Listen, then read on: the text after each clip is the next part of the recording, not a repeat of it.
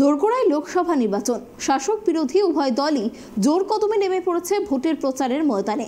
সোমবার তমলুকের প্রশাসনিক সভা থেকে ফের বঞ্চনার অভিযোগের সুর চড়িয়েছেন মুখ্যমন্ত্রী মমতা বন্দ্যোপাধ্যায়।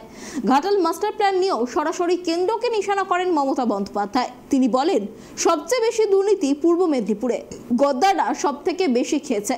দুর্নীতি ইস্যুতে তমলুকে দাঁড়িয়ে নাম না করে শুভেন্দু অধিকারীকে আক্রমণ শানান মমতা বন্দ্যোপাধ্যায়।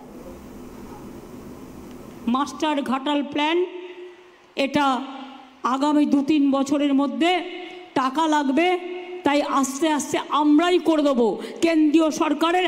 আর আমরা হাত পাতবো না, আমরা দয়া চাইবো না। 12 বছর ধরে দয়া চেয়েছে।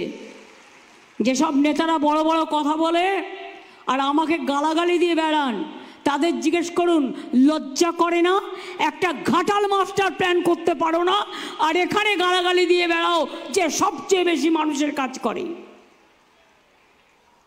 যারা চাকরি খেয়েছে আর দিল্লির জোরে ক্ষমতা দেখিয়ে এজেন্সি দিয়ে তৃণমূলকে বদনাম করেছে। কালকেও আমি একটা ভিডিও দেখেছি, ডিডির অফিসার, সিবিআই অফিসার বলছে যে हम लोग को कहता है खाली तृणमूल को पकड़ाओ, आओ तृणमूल को पकड़ाओ, आओ तृणमूल को पकड़ाओ। আমি পরিষ্কার বলছি, ইলেকশন আসবে, ইলেকশন চলে যাবে, তারপরে কিন্তু আমরাই এখানে থাকব। সুতরাং মনে রাখবেন, গদ্দারদের কমরেডরা, গদ্দার বাবুরা, আমি নাম বলি না, বলতে আমার লজ্জা লাগে, জীবনে সব থেকে বেশি পেয়েছে পার্টির থেকে।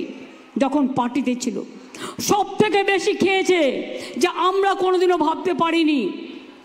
আর লঙ্কা কাণ্ডের মতো যখন নিজে পাছে ধরা পড়ে, আগুন লাগিয়ে দিয়ে সারা লঙ্কা কাণ্ড, হনুমানের পেছনে যেমন আগুন লাগিয়ে দিয়ে লঙ্কা কাণ্ড ঘটনা হয়েছিল, সেইভাবে কোর্টে গিয়ে গরিব ছেলে মেয়েদের চাকরি খেয়ে সাধু সেজে বসে আছেন।